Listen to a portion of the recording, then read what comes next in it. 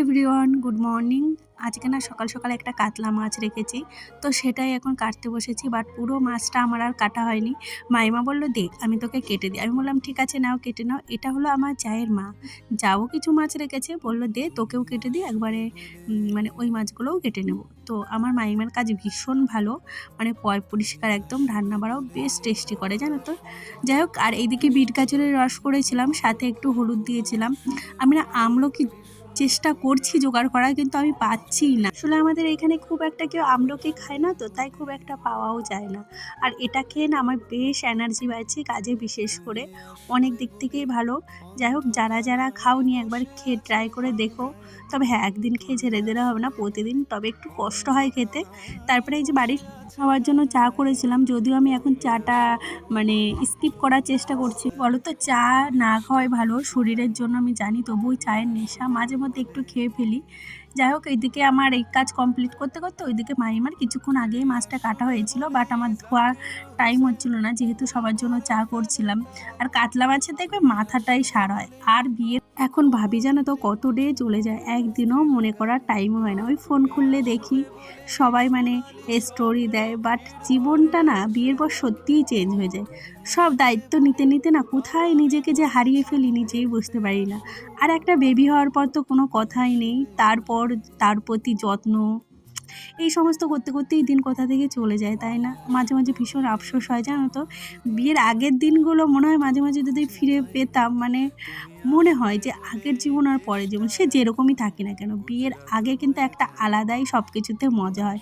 বিয়ের পরে কেমন যেন সব কিছু চেঞ্জ হয়ে যায়, যদিও মানুষের জন্য সব কিছুই দরকার। আমার বরকে কালকে বলছিলাম, জানো তো, এতটাই যাচ্ছে, একটা চকলেটটা এনে দিতে পারো, টেডি এনে দিতে পারো।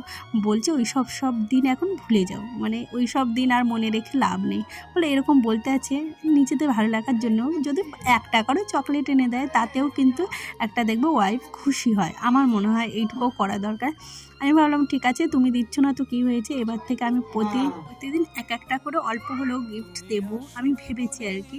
এতে যে আমার মনে হয় দুজনের মধ্যে সম্পর্কটা বেশি ভালো হয়। দেখো, আমরা 4 দেয়ালের মাঝখানেই তো বেশি থাকি, আমরা সংসারটাকে ভীষণ ভালোবাসি, যার জন্য আর বেরোতে পারি না। যাই হোক, আমি এসেছি ননদের বাড়ি, পাশ থেকে একটু আওয়াজ আসতে পারে, তোমরা একটু প্লিজ ম্যানেজ করে নিও। আর ওইদিকে আমি বিছানা টিছানা তুলে তারপরে রান্না করতে এসেছি। আজকে এতটা দেরি হয়ে গেছে রান্না করতে, কি বলবো তোমাদের সাথে, আর পুরোটা শেয়ার করতে পারিনি। কি বলো তো, এই যে বসেছিলাম ভেবেছিলাম পুরো রান্নাটাই শেয়ার করব, বাট ওই যে আমার বরের ডিউটি থাকে 9:30টার মধ্যে রান্না করতে হবে, ওইদিকে বিছানা গোটাতে গিয়ে আমার একটু বেলা হয়ে গেছে। আর ওই যে জুস টুস করতে গিয়ে কি বলো তো, মেয়েকে রেডি করে দেওয়ার টাইম তো লাগেই। আর যদিও মেয়ের চুলটা আমি বেঁধে দিই না, আমি বাঁধতে পারি না, ওর পিসিই বেশি বেঁধে দেয়। আর এইবারে প্রথমবার সজনের ডাঁটা এনেছে। যাই হোক, সজনের ডাঁটা আমি ওকে আনতে বলেছিলাম, জানো তো, 4টে না 5টা সজনের ডাঁটা 40 টাকা নিয়েছে, কেমন দাম বুঝতেই পারছো। আর আজকে আমি পুরো দৌড়ে দৌড়ে কাজ করছিলাম, মানে এতটা দেরি হয়ে গেছিলো, ভাবছিলাম কি করে তাড়াতাড়ি করে খেতে দেবো আর কি। যাই হোক, এইদিকে আজকে মানে মাছের একটু ঝোল করেছিলাম, আর মাথাটা দিয়ে উচ্ছে দিয়ে রান্না করেছিলাম। তারপরে চলে এসেছি মেয়েকে স্কুল থেকে আনার জন্য, এটাও আমার একটা চাপের থাকে। আর এইখানে এসে টোটোর জন্য যে আমার কতটা টাইম চলে যায়, আমার যে কি কষ্ট হয়। আর সাইকেল চালিয়ে আনতে না মেয়েকে ভীষণ ভয় পাই। আমার বর বলে স্কুটি কিনে দেবো, বাট ওটাও আমি ভয় পাই, কেন জানি না, আমি এত ভীতু। তারপরে যে বাড়ি এসে জামা কাপড় চেঞ্জ করে, জানলাগুলো না তখন আর খোলা হয়নি, তাই ভাবলাম এখন খুলে দিই। আর বাইরের হাওয়া বাতাস না ঢুকলে ভালো লাগে না।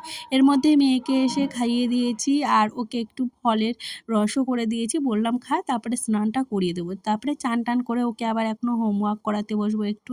মানে সারা দিনটা যে কোথা থেকে পার হয়ে যায়, মাঝে মাঝে না নিজের একটু যত্ন করব বা কেয়ার করব সেটাই পাই না, মানে মনে থাকে না আর কি, টাইম পাই না, মনে থাকে কি। আর যদি একটু টাইম পাই তখন আর ইচ্ছাও করে না নিজেকে টাইম দিতে।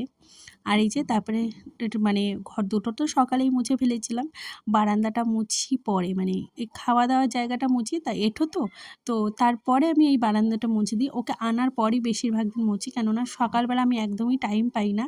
আর বারান্দা তো জানোই, এক ঘরে রান্না, নোংরা হয় যেহেতু, তার জন্য পরেই মুছি। আর এই যে সামনে উঠোনটাও একেবারে ঝাড় দিয়ে নিলাম একটুখানি ঝাঁটাটা দিয়ে।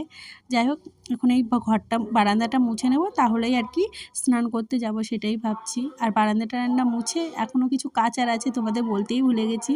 আর এই যে এখানটা প্রতিদিন নোংরা হয়, যতই সকাল বিকাল দুবার। ভিডিওটা শেষ করলাম, প্রতিদিন ভিডিও দিতে পারছি না, আজকে থেকে আবার চেষ্টা করবো, না প্রতিদিন তোমাদের বলে থাকি আমি প্রতিদিন দেবো, বাট হয় না।